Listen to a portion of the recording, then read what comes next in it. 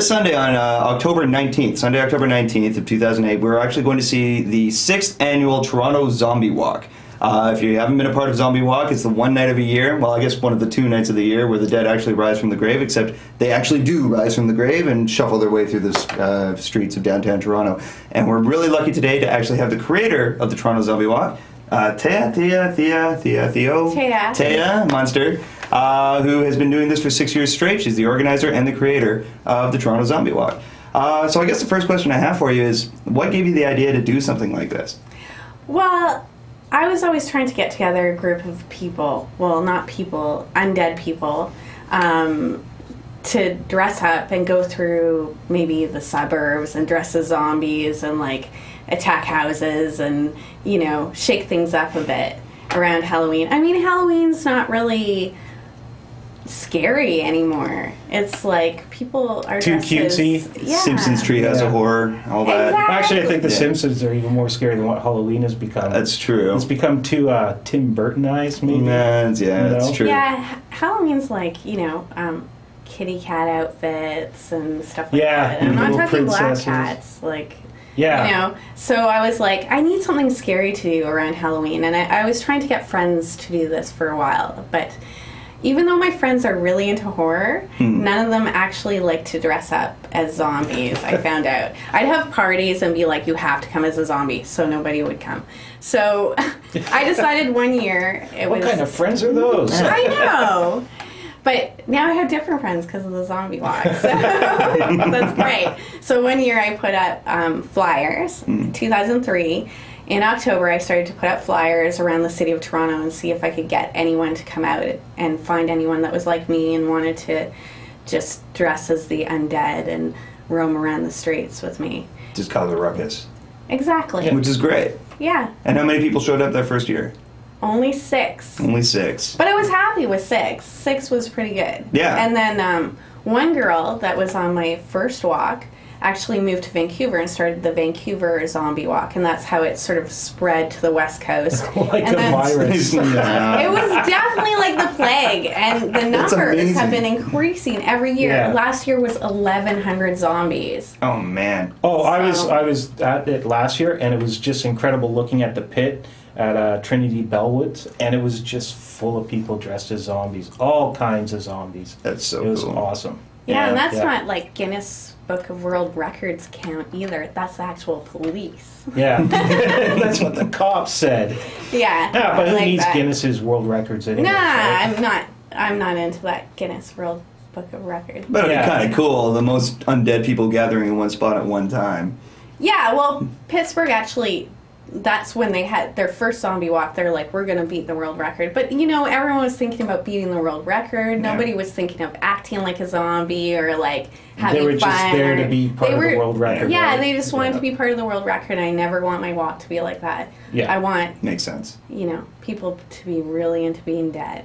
Which is funny, actually. I remember I was looking it up, some of the history of zombie walks, and it's funny that Pittsburgh got that world record.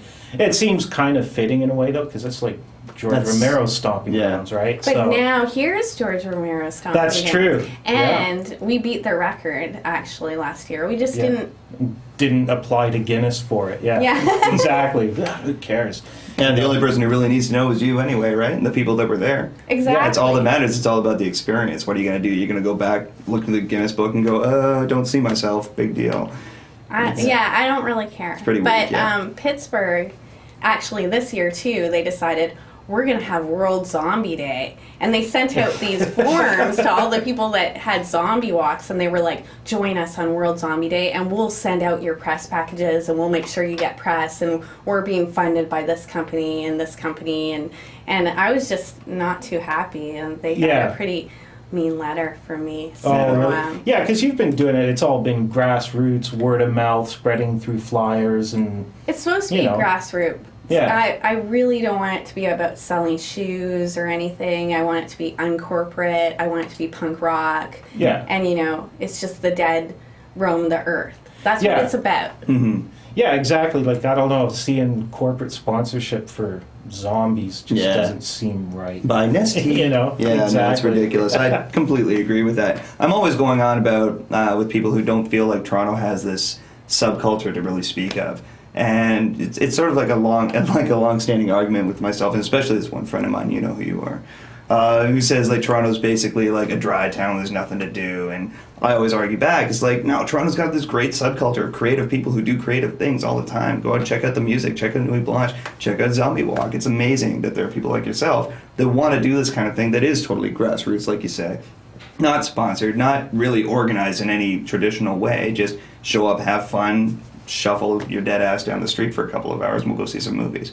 It's fantastic. I love that plan. Yeah. It's been pretty amazing. And anything I do take, like sponsorship wise, is only what I can get for zombies. So if I can get zombies into a free movie, I will do it. Because, you know, zombies need entertainment. It's hard to find a job when you're dead, and that's you know, true. You don't have much money when you're the undead. So if I can get a deal for zombies, I also have Creeped Out comes to my zombie walk, and they bring vats of blood, and we spray zombies down with blood. Right, yeah. And that's the kind of sponsorship, which is cool, and it's like just helping out the actual people coming to the walk and stuff like that. I guess, like you were saying, getting movie stuff, it's the walk ends up at the Bloor Cinema, and anybody dressed as a zombie gets, what is it, $2 off for the movies that night? Or last year it was $2 off. This year it's a way better deal. It's both movies for $15. So I think they're regularly $12 each. I think it's $12 a movie. So it's 2 movies for $7.50 each. Or if you're just going to go to one, if you're a zombie, you can go to one for $10. Okay, cool. So, and I'm also having a party at the Annex Rec Room as well. So if you don't feel like going to movies and you just want to drink, because a lot of zombies just want to have fun. Zombies just want to have fun. Exactly. And brains. And brains. All we want to do is eat your brains. Yeah, I didn't know about the Annex Rec Room thing. Maybe I'll catch one of the movies and go to the... Well, the Rec Room thing's going to be going all night, right? Yeah, what I did is, because a lot of people want to do both, is there's a bar night at the Annex Rec Room, but before the movies even start, there's a band playing, the Von Drats. It's a local garage horror-style band. And then there's a movie, which would be Kevin Tenney's Brain Dead. And then in between is this band called the Rock-Ons, which are like kind of a metal-y type band. I love these kids because they come every year to the Zombie Walk, totally dressed in like military gear. I don't know if you've seen them, but they're all... I think I've seen them in the pictures. Yeah. Just in the pictures, They're like famous for this. And they love the Zombie Walk so much, so they're going to play in between the 2 movies. And then the last movie is Trailer Park of Terror, which is really cool. It's like a zombie redneck kind of Texas Chainsaw. Yeah, I saw the trailer for it. Yeah, I checked out the trailers for both of them because I want to try and get to some Toronto After Dark. Oh, for sure. So. Yeah, that's the company putting on the movies, right? The Toronto After Dark Film Festival. Yeah. Right. Yeah.